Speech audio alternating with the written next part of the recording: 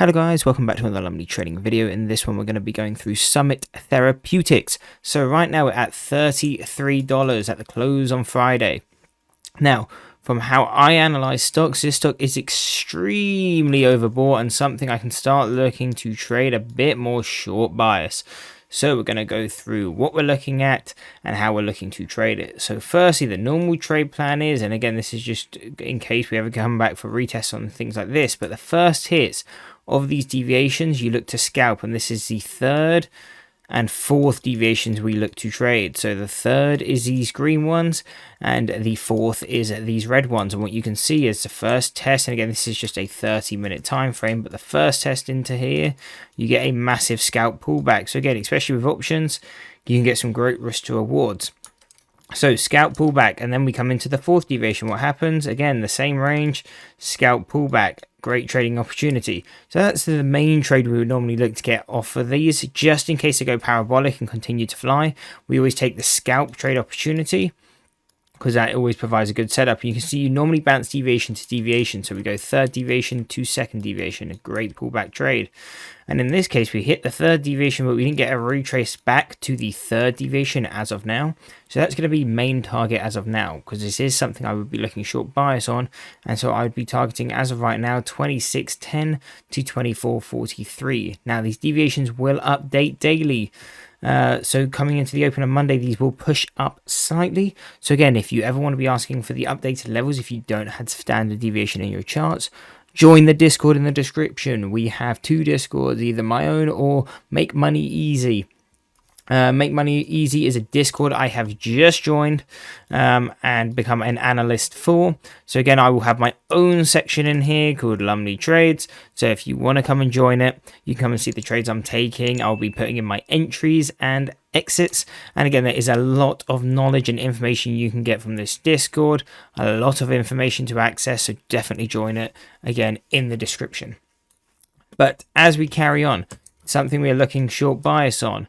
Now, what are we looking to do? So, right chart, not going to be too much we have analysis on. So these are anchored VWAPs from a certain point in time. Our year-to-date anchored VWAP is our closest one, and that's at basically $10. So we need a $20 pullback to come and test this. Now, we don't really tend to trade to these levels too often. They tend to be more levels that we bounce off of. So normally when we come back, we use these as trend levels for longs, again, confirmation shorts, things like that. So we kind of just use these as a directional gauge. And obviously we are above this, we are strong. So again, you can use that as a target to the downside, but again, not normally something we trade to, just trade off of. So the main focus is going to be on this left chart. Now this is, again, standard deviation channels. This is going to be normally how we do our technical and the bulk of our technical analysis. So the way these work out, and we can go back to a previous example to see how these react. These white lines is fair value. These golden lines, these are first deviations. 68% of data is expected to be traded between those two levels. Then you have these blue lines. These are second deviations. You expect 95% of data to trade between the blue lines. And then going on to these green ones, that is our third deviation. 99.7% of data should trade within that range. Now, obviously, stock market, nothing's going to be that accurate, but it just gives us a good indication that if you're trading above that level, you're expecting to get a good pullback. And this red line is a fourth deviation. So again, even less chance that you trade out of this area. And the way I tend to use these is if you're pushing third or fourth deviations, you look for that reversal. So here we would look short. And again, if you were trading down to these downsides, you would look to get long. So in this case, you shorted this range. What happened? A lovely pullback. So again, even from the highest one, 977. Go back to statistical mean, provided a 31% drop in price. And again, that's quite a predictable move. And then what's happening now? We trade back to fair value. We're trading normally, and now we're getting a nice parabolic move to the upside. So we're pushing into the third deviation. We already went through those on the shorter term time frame. How you kind of get those scalp pullbacks the first time we come into these levels. But overall, they provided those scalp pullbacks. Those trades are gone. You're too late to get those now. So now the main trade opportunity is if we are holding above this level, we can just look for shorts now.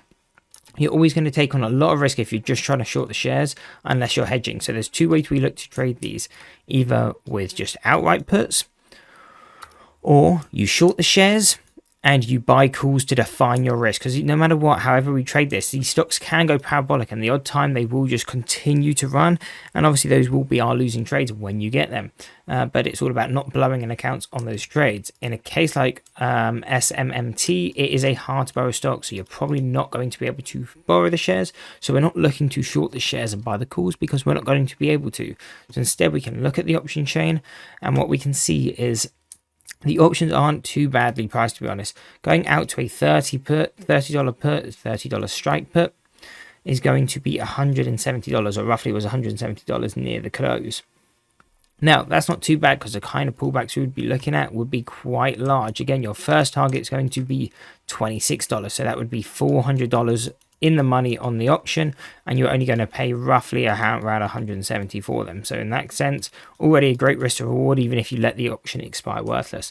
And again, that's just our first target range. Then you're targeting some more down at the second deviation, and really kind of final target would be down at these first deviations around $17. So overall, the options on this stock do make sense. They're cheap enough to look to trade short bias. And again, this is just going out a week going into the Friday coming. So we can look to do that. And this I would take with smaller size, because sometimes these moves takes a bit longer to play out. But considering the options are cheaper, I would look to play some weekly ones just to try and get that quick pullback, because they can provide some great risk to rewards. But again, we can go further out. You can either go out a month, and again, you're not paying too much more for that. You're paying about an extra $250, $300 on those. But again, you're getting a month on this, and normally if it doesn't do that big pullback within a month, you're not going to get the move. So normally a month will be enough to trade that move. So that's what I would kind of be looking to do. Again, you're putting in roughly, say even if we open a bit high, because right, again, we closed at 32, we're at 33. So say these options are going to be $500 at the open on Monday, and we're currently sitting at $33. That's fine. Worst case, you break even at $28. Now, are we likely to fall lower than $28 of how I do analysis? The lowest, kind of the highest target we would have is $26. So that's already $200 of profit. But again, we would look to, and again, that's assuming it happens on the last day with there being no premium left in the trade. But again, then second target is going to be at 240. Then you've already got a 1-to-1 risk to reward if you just target that. But again, we can look a lot lower down to the 21.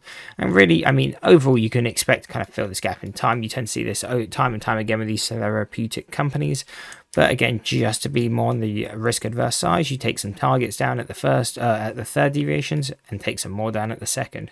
So the overall trade plan on this is I would be looking short bias.